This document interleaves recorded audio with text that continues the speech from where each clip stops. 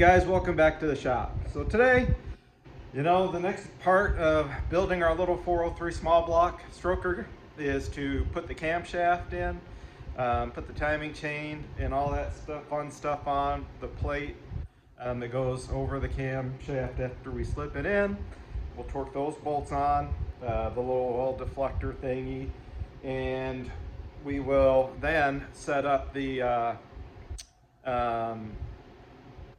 cam degree wheel, and I've never done it before, so I've got to watch a video or two myself, and then we'll degree this cam and make sure it matches up to the cam card. So I'll show you the cam card here in a second and go over what the specs of the cam are that we're putting back into this engine, and then we'll lube it up good, put it in, and like I said, we'll throw the timing gears in. I'm going to run it straight up and down. So what that means is basically lining the dots. This already has a 4-degree advance built into the camshaft. So we're gonna, we don't want to advance it, anymore. If anything, we would retard it a little bit, but I'm gonna run it straight up in the dots. So let me go ahead and show you the cam card, and then we'll lube up the cam, slip it in, put the timing chain on real fast, put that stuff together, and then we will set up the degree wheel. Anyway, let's jump into it. Talking too much. All right, guys, so here are my specs. So this is a Lubing hydraulic roller camshaft. And you see here's the part number. And I understand that these are no longer being produced by Lubing, but you can call them up, I'm sure, and get one custom ground. So you can see, our lobe separation is 110. Here, is our basically our valve. Intake is a 535, exhaust is a 550. Now you're going, man, that's a small camshaft, but this is at a rocker ratio of 1.5. My rocker ratio is 1.6. So what we do is we add 30 thousandths to this. So this is actually a 565, 580, all right? So for lift, for intake and exhaust. So it makes it a much bigger cam. And then you can see here is my intake and exhaust, all right, here as well, 231, 239, all right. Advertised duration is 283, 291. And where did I see, here's the 4-degree advanced, okay. So this is what we're gonna go ahead and slip back in to the engine block, lube it up real good, like I said, and then we'll bolt the timing chain on, the dots straight up and down. So we'll put the piston here on top dead first, and then we'll put that stuff on. All right, guys, I just wanted to show you real quick that I am using the Clevite lube again on the camshaft. You can see we've got it lubed up, so I need to finish lubing the rest of them up, and then we'll slide the camshaft all the way in, and then we'll bolt this retaining plate on, and then we'll do the timing chain. Okay, guys, this cam locking plate torque, these 3 bolts are 210 inch-pounds. I'll let you do the conversion to foot-pounds if you want. All right, guys, so now I don't have these installed all the way yet, slid all the way back. I kind of wanted to show you where we were at. Basically, I take the timing chain, slip this bottom part on a little ways, and then, the chain is on the 2 gears, okay? And then I already had number 1 cylinder on top dead, so the keyway should be right about there. And then you can see the mark here. Now, if you notice, there's 3, different positions that we can run this cam gear, all right? So one of them's for retarding 4 degrees, one of them is for advancing 4 degrees if you want to.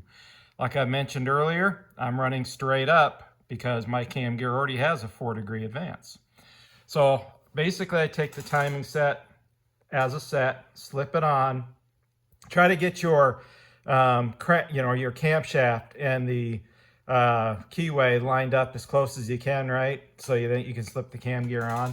I actually put them on first to make sure everything was lined up before I put the chain on, and then it makes it a whole lot easier to slide it all together as an assembly from there. Now I'll just take my little mallet, knock it the rest of the way on gently, And then we can bolt this on, and I'll also include the eccentric for the fuel pump because I run a mechanical Carter fuel pump on mine. And then we'll figure out how to set up all this degree wheel stuff. All right, guys, so we're gonna have to do something a little unique because you notice there's this big crescent wrench sticking out there. Fortunately, I do not have one of these nice fancy tools. This is for a Ford, and it will not fit a Mopar. So, had to improvise, and a big crescent wrench, a buddy of mine told me, that it will, if you put it on there, it will catch on the keyway. You can turn it, and then you can flip obviously the crescent wrench around, turn it the other way. Obviously be careful of the crank snout that we don't mar it up. But it will work because if you try to use the nut here, it'll be fine one way, but when you try to go back the other way, you'll start to loosen the nut, the wheel will turn on you, and then, you know, we got no bueno. So, first thing I've done is set this at 0, top dead center. What I'm gonna do now is take this and move it 50 thousandths on the dial indicator, right? Turn the wheel 50 thousandths one way, take a reading, see what it comes out to be. Hopefully it's in the 12, 14 area. Do it 50 thousandths the other way. I think it should come out to the 12, 14 area the other way too, which is a good start, which means, you know, we're all right. So let me go ahead and set up the camera. We'll flip it 50 thousandths one way, take the number, come back 50 thousandths the other way, take a reading, see where we're at, and then we'll do the next step. All right, guys, if you notice, I've got a nice big crescent wrench here. And the reason being is I do not have a crank socket. And if I try to use this, right, I can turn it this way, no problem. But when I go to turn it the other way, we'll loosen this and obviously we'll mess this up as well. But we can put this on and spin it because what it'll do is it'll catch the keyway and we can turn it both ways, no problem. We just be careful of the cranks now. First thing we did is 0 this, all right? And now what we're gonna do is we're gonna go 50 thousandths this way, take a measurement, come back 50 thousandths this way, take your measurement, and hopefully they're both about the same. Hopefully they both come out to be around 12-ish degrees. So let's find out, shall we? So 50 thousandths on this gauge is what we're gonna look for. Hopefully I'll try to stay out of the way here and take the reading.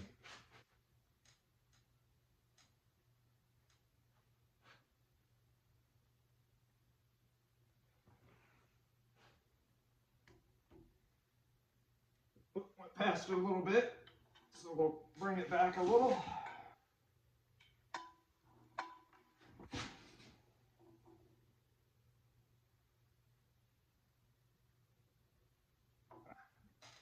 So we're at about 12 degrees. Looking at the pointer here. So now let's go the other, bring it back to 0, and then we'll go 12 degrees the other way and see what we have. Okay, we're back to 0 now. You see we're lined up at 0 degrees on the wheel. Now let's go 50 thousandths the other way.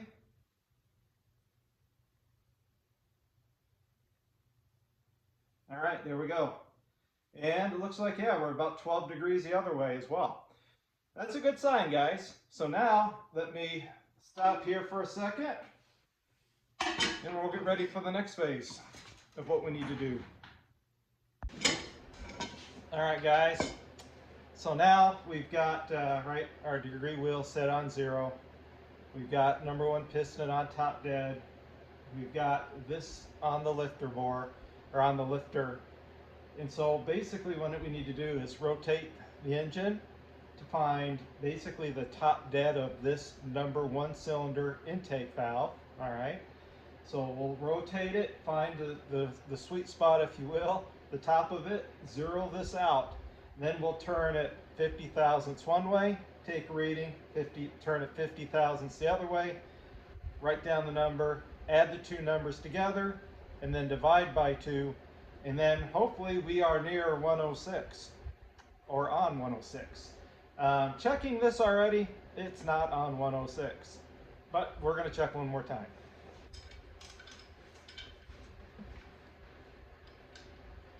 All right, so let's find the top of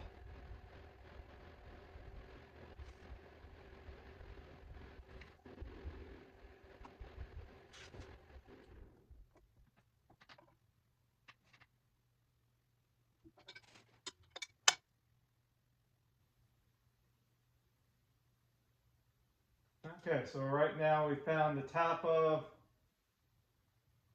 okay, the intake on the camshaft. Now we're gonna, like I said, do 50 thousandths one way, 50 the other way, take our readings.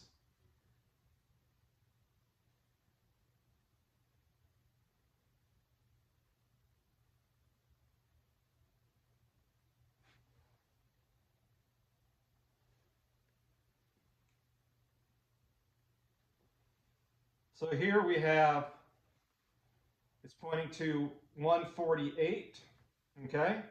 So now we'll spin it the other way, get back to 0.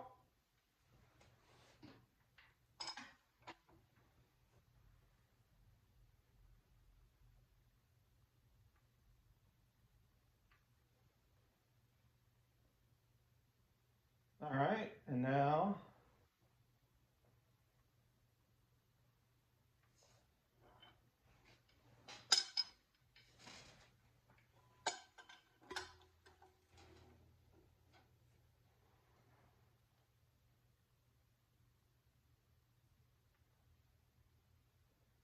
and we have 58. So if we take 148 and 58, add those two together, what is that? 190, 206. It basically comes out to be 103. So this says we're at a 106, right? And we're actually measuring at 103. So this has a 4-degree advance built in. So in reality, it's a 7-degree advance built into this camshaft. But we are going to zero this thing up, and talking with some friends of mine, we are going to zero it and then run it at straight up and down with the 7-degree advance. Now, the next step we're going to do is I'm going to put the timing cover on. We are going to put the harmonic balancer on, and we are going to check the harmonic balancer, the new SFI harmonic balancer, to make sure it is 0 to the timing cover, 0 degrees. So we're going to put the number 1 cylinder here back on top dead center, all right, by using the bridge here. Using the bridge and the dial indicator, we'll zero out number 1 cylinder to top dead. We'll remove this. We'll make sure the timing marks are lined up on this. We'll bolt on our timing cover. Well, actually, we'll loosely bolt the timing cover in. We'll install the harmonic balancer so it helps center the harmonic balancer up to the seal. And then we will tighten up the timing cover to the engine. But we also need to put some thread sealer on the bolts because these bolts are pass-through. These top 2 pass through to the engine, so engine oil could leak through here. A couple of them come through the coolant passages, so we need definitely put some thread sealant on the bolts so the thread sealant, does not allow coolant to pass through, the bolts and cause a coolant leak. So anyway, let me take this stuff off and we will go ahead and start doing those next steps. All right, guys, so you can rent this from AutoZone, and when you're done, return it and get your money back. You can see this one's never been used, which is kind of nice. So I'll be needing this attachment. So my thread inside my crank is 3/4. So this piece will slip into here, like so. This then will go into the end and hold this whole assembly together, okay? Now, we've got that together and we need these 2 pieces. So this nut will ride against this bearing here, all right? And then this surface here will ride against the crank or the harmonic balancer itself. So let's go over here, then I'll set up my stand, which I should have been using, so we can film this correctly. Now, one thing I had to do, guys, because my timing marks only go from here to 60, it does not go, back this direction, is I took a piece of tape, set it on the edge, marked it, right, every mark the same as here, put it up top here, and then labeled it. You can see 10, 20, 30, 40, so every one of these marks represents 2 degrees. So now when we turn the engine 50 thousandths this way, we can take get our number, turn the crank 50 thousandths this way, get our number, add the two up, divide, and that will give us where we're at as far as our degree, if we match our 0 here or not, or are we off just a skosh. So just flipping it on here, it looks like it's off about 1 degree after top dead, but we'll find out once we do the before and after 50 thousandths. And that's why we're using the bridge. Like I said, we're already on top dead. We're already got it 0 mark. Now I just need to torque this bolt on, and I'll probably end up having to redo that, but then we'll come back here and then do that and then see if we are 0 or if we're off a degree or so. And then I either need to just try to remember that it's off 1 degree, or if it's, lines up 0 perfect, then I don't need to remember anything, or I need to come up with some sort of way to do a timing mark. All right, guys, so you can see right now, we've got that at top dead, 0 degrees. Now, again, we've got our tape on here and everything. So now what I'm gonna do is I'm gonna go back first, 50 thousandths. So we'll go from 0 here to 50 there. We'll look and see what our number is. Then we'll go back to 0 and then, 50 thousandths more this way. Take our number reading, add the 2, divide by 2, and hopefully it lands right on 0. That would be perfect. So I didn't actually need the tape. So it went from 0 here to about, 11 degrees here. Okay. And then I went the other way and it showed about 11 degrees. And now you can see 0 is on 0. And you can see basically 0 is on 0. So looks like our mark actually is dead perfectly aligned. So now when I go to set timing, I know when I set it at 36 degrees, it is 36 degrees. I don't have to remember that I need to set it to 37 or something like that. So, all right, guys, now that we have all this done, because this camshaft is advanced 7 degrees, what we need to do now is we are actually going to clay the piston tops here and make sure that we have the appropriate clearance, piston to valve clearance. So, we did check with the bridge, right? What are we above deck height, right? We're 2 thousandths above deck height, if you watch the video series so far. And now what we need to do is we're going to run 39 thousandths head gaskets, which gives us a 37 thousandths quench. But because of the 7 degree advance, I'm going to put clay in here.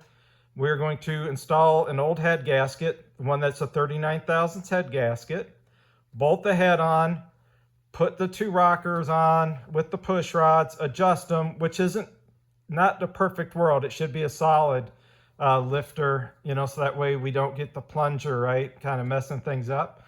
But we should have on the intake side 0.08 or greater. On the exhaust side, it should be 0.10 or greater. Okay, I should just say 0.10 or 0.1 or greater.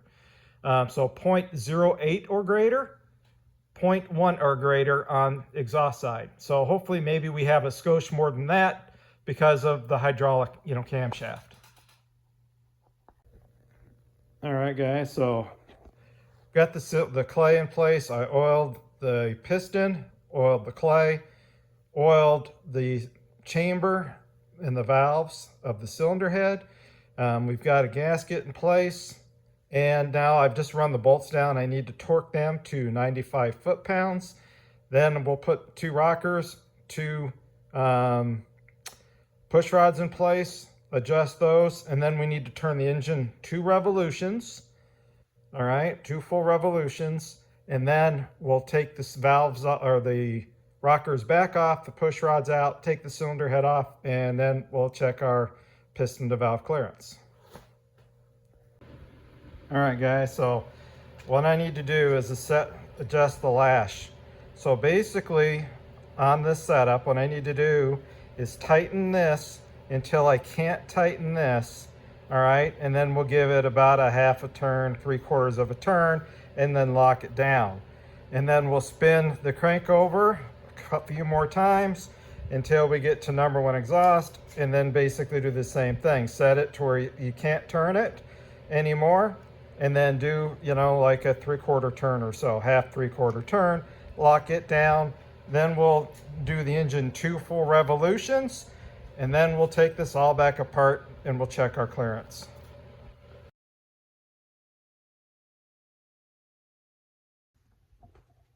All right, guys, so head is on, bolted on.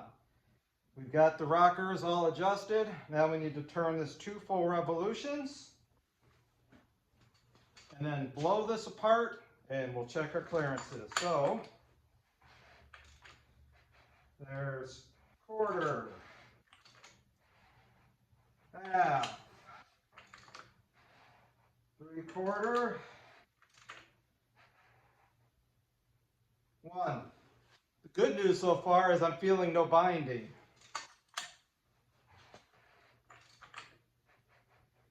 1/4, half, 3/4,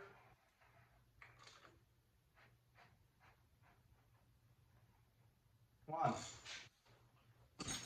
So, if everything went well, we'll have a good valve to piston clearance. So let me go ahead now, tear this apart, and we'll come back and we'll show you what the clay looks like. All right, guys, so I sectioned the clay, ran my disc caliper there, and we were running about 168 on the exhaust side and about 124 on the intake side. So measuring, you know, the thinnest area here. So we're supposed to be greater than 0.08 here. So we've got, you know, 4 thousandths clearance there, no problem, almost 5. And we're supposed to be greater than 0.1 here. So we have like 6 thousandths, almost 7 thousandths clearance there. So that should give us plenty of room, you know, for our piston to valve clearance. Well, guys, that was a lot of information I just shared. So I think we're going to wrap this up right here for this video. And the next video we'll put in the oil pump and the pickup tube, probably put the oil pan on. We'll put all the lifters on, Anyway, put all the lifters in. We'll bolt the heads up. We'll, you know, adjust all the rockers, and then toss an intake manifold on this thing. And I think that kind of buttons it up. So, oh, and the water pump. I need to show you guys something important on the water pump. Like I kind of mentioned before about the water leaking through, but we'll do that in the next one. So that'll be kind of the wrap-up video, I guess. So anyway, guys, I hope you're enjoying the build series so far, because, you know, as my buddy keeps teasing me, are you an assembler or are you a builder? So hopefully he'll look at me and go, okay, you're a builder now. Anyway, I'll see you guys later.